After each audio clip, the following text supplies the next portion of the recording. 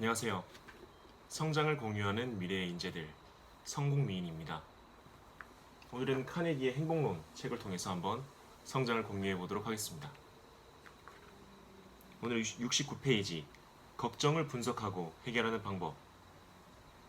나는 6명의 충복을 데리고 있다. 내가 알고 있는 것은 전부 그들이 가르쳐준 것이다. 그들의 이름은 누가, 무엇을, 왜, 언제, 어디서, 어떻게이다. 러디아드 키플링의 명언으로 시작을 합니다.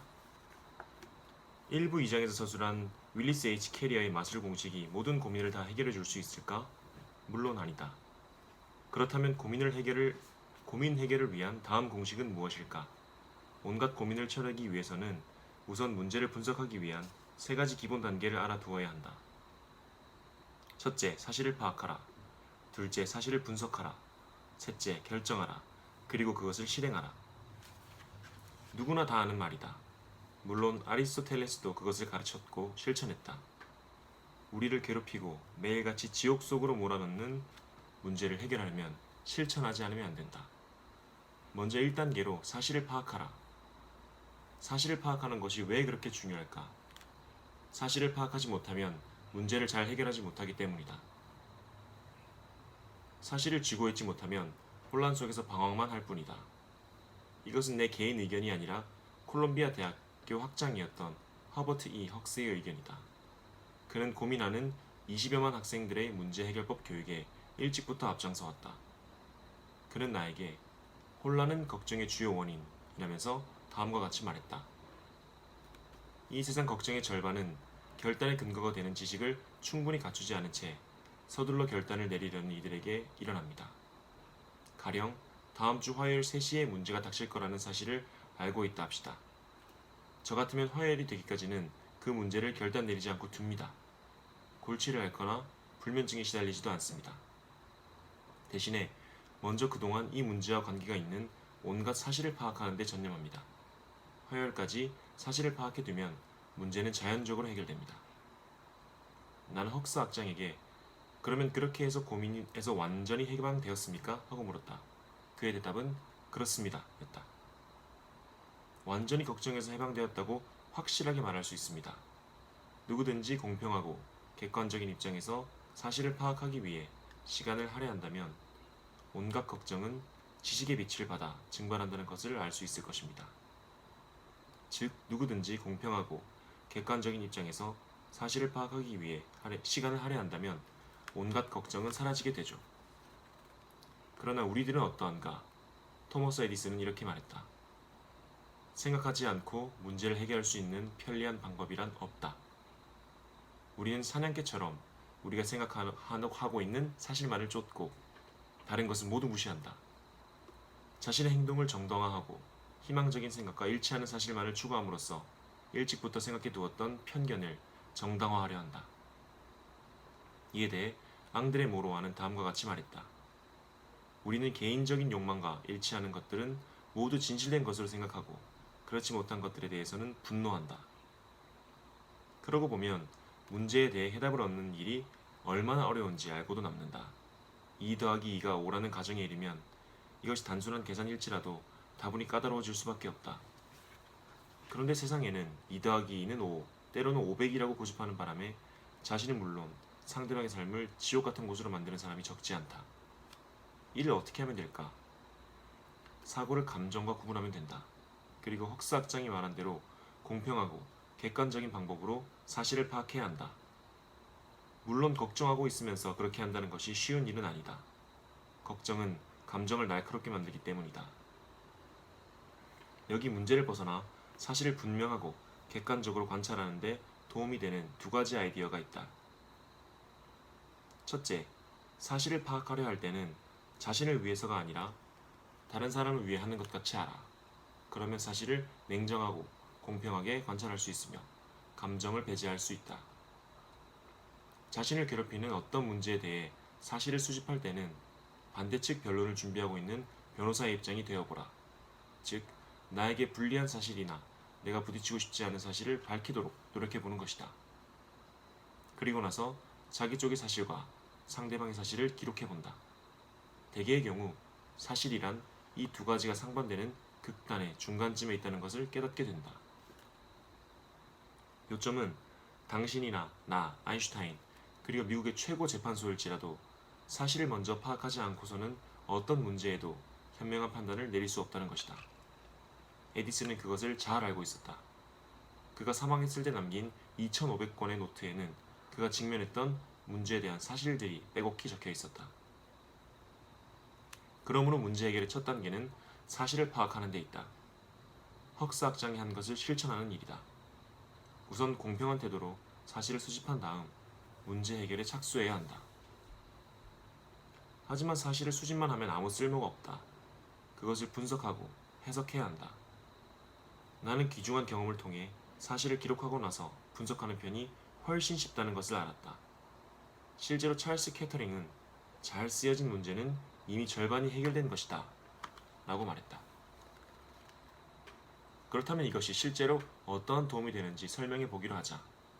일찍이 중국인들이 한 폭의 그림은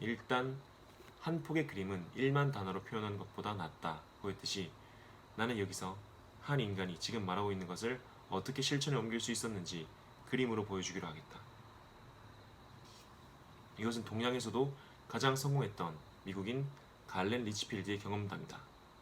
1942년 그가 중국에 있었을 때 일본군이 상하이를 침범했다. 다음 이야기는 그가 우리 집에 왔을 때 들려준 것이다. 일본군은 진주만을 공격하고 나서 얼마 안 있다가 상하이로 밀어닥쳤습니다. 저는 그 무렵 상하이의 아시아 생명보험회사의 지배인으로 있었는데 일본군은 군인을 청산인, 그는 현역 해군 대장이었습니다. 으로 파견했습니다. 그리고 저에게는 그 사람과 협력해서 회사의 자산을 청산하라는 명령이 내려졌습니다. 선택의 여지가 없었죠. 협력 아니면 총살이었습니다. 저는 그들이 명령하는 대로 행동했습니다. 달리 뾰족한 수가 없었기 때문이죠.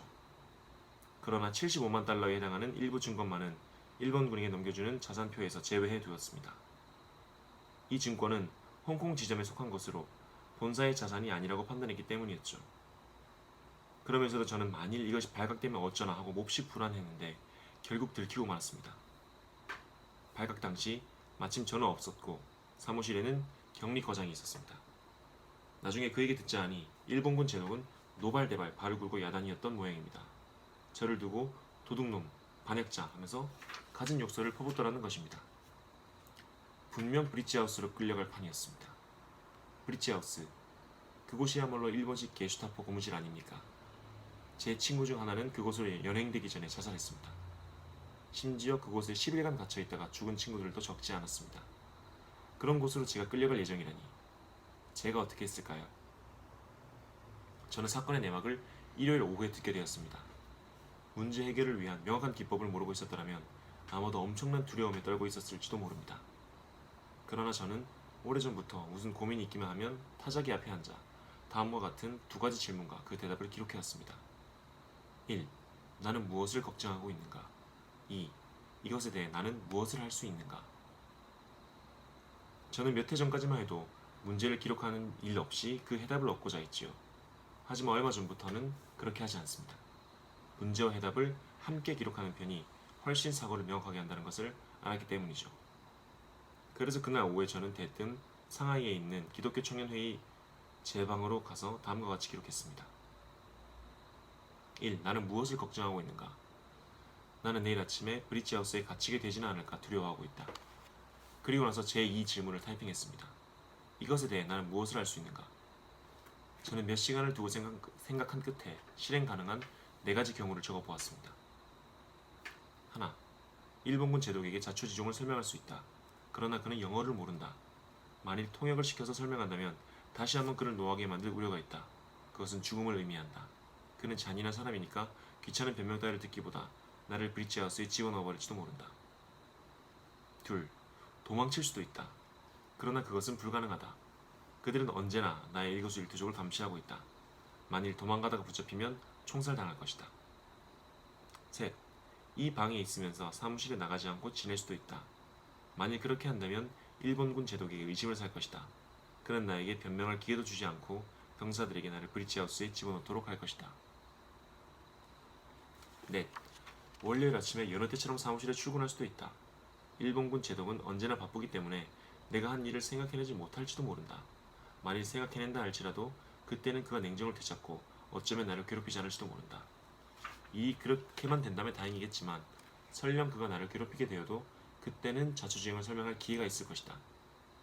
그러니 월요일 아침에 보통 때와 마찬가지로 출근해서 아무 일도 없었던 것처럼 행동한다는 것은 브리지하우스를 모면할 두 번의 기회를 갖는 셈이 된다. 저는 이렇게 마음을 먹고 네 번째 계획을 실행하기로 결심했습니다. 기분이 한결 홀가분해지더군요. 다음날 아침 제가 사무실로 들어섰을 때 일본군 제독은 담배를 입에 물고 의자에 앉아 있었습니다. 그는 여느 때와 마찬가지로 저를 유심히 노려보았지만 아무 말도 하지 않더군요. 6주일 후에 그는 도쿄로 돌아갔고 제 걱정도 거기서 끝났죠. 앞에서 얘기한 대로 그날 일요일 오후에 책상 앞에 앉아 제가 할 수 있는 갖가지 수단과 그 결과를 기록하여 냉정하게 사례를 판단했기 때문에 저는 죽음에서 구출될 수 있었습니다. 만일 그렇게 하지 않았더라면 허둥지둥 당황하다가 실수를 저질렀을지도 모르죠. 심사숙고한 끝에 결단을 내리지 않았더라면 일요일 오후를 심한 번민 속에 보냈을 것입니다. 어쩌면 그 밤을 뜬 눈으로 지새웠을지도 모릅니다. 그리고 월요일 아침에는 초췌한 얼굴로 사무실에 나갔을 테죠. 그랬더라면 일본군 제독이 의혹을 품고 무슨 조치를 취했을지도 모릅니다. 여러 차례 경험으로 저는 결단에 도달하는 것이 얼마나 중요한가를 알게 되었습니다. 일정한 목적지에 이르지 못하고 어쩔 줄 몰라 하면서 예상된 파국의 공포에 사로잡히게 되면 신경쇠약증에 걸리게 되고 생지옥의 늪에 빠지게 되죠. 저는 고민의 50%가 일단 명확한 결단을 내림과 동시에 소멸되고 나머지 40%는 그 결단을 실행에 옮김으로써 사라져버린다는 것을 발견했습니다. 그러므로 저는 다음의 4단계로 고민의 90%는 물리칠 수 있다고 생각합니다. 1단계, 걱정하고 있는 문제를 자세히 기록한다. 2단계, 그것에 대해 내가 할 수 있는 방법을 기록한다. 3단계, 무엇을 할 것인가를 결정한다. 4단계, 그 결단을 즉시 실행에 옮긴다. 갈렌 리치필드는 현재 스타파크 앤드 프리맨사, 뉴욕의 보험 투자 업계도 손꼽히는 회사의 동양지역 담당이사로 자신이 성공한 까닭은 대부분 앞에서 말한 고민 분석법을 활용했기 때문이라고 내게 고백했다. 그의 방법이 왜 그렇게 훌륭한가? 그 자체가 효과적이고 구체적이며 문제의 핵심을 꿰뚫기 때문이다. 더구나 제3의 필수 법칙, 즉 그것에 대해 최선을 다한다는 중점을 두고 있기 때문이다. 우리가 아무런 행동을 취하지 않는다면 온갖 사실의 발견과 분석이 공연불이 되고 정력을 낭비하는 것이 된다. 윌리엄 제임스는 이런 말을 했다. 일단 결정이 내려져서 그 실행만이 남아있을 때는 일의 결과에 대한 책임과 걱정을 완전히 버려라. 그는 일단 사실에 부딪혀서 결단을 내렸으면 실천에 옮겨라. 재고할 여지가 없다. 이런저런 생각으로 망설이지 마라. 뒤따라 일어나는 의혹에 끌려가지 마라. 뒤돌아보지 마라. 하고 설명하고 있는 것이다. 나는 언젠가 오클라호마에서도 손꼽히는 석유업자 웨이트 필립스 씨에게 결단하고 나서 실행에 어떻게 옮기느냐고 물어본 적이 있다. 그는 이렇게 대답했다. 저는 어떤 문제든 일정 정도 이상으로 생각을 계속하게 되면 혼란과 걱정거리만 자아낸다는 사실을 발견했습니다. 때로는 정도 이상의 궁리나 사고가 오히려 해로울 수 있고 결단하여 행동에 옮겨 뒤돌아보면 안 되는 경우도 있습니다. 이제 갈렌 리치필드의 기법을 우리의 걱정에 적용시켜보면 어떨까? 자, 질문. 내가 걱정하고 있는 것은 무엇인가? 한번 적어보고 질문. 내가 할 수 있는 것은 무엇인가? 하고 적어보기. 자, 질문.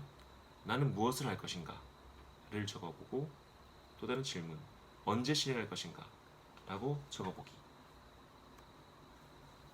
오늘의 성무미인 카네기 행복론, 걱정을 분석하는 기법 첫 번째 시간은 이렇게 마무리해보겠습니다. 감사합니다.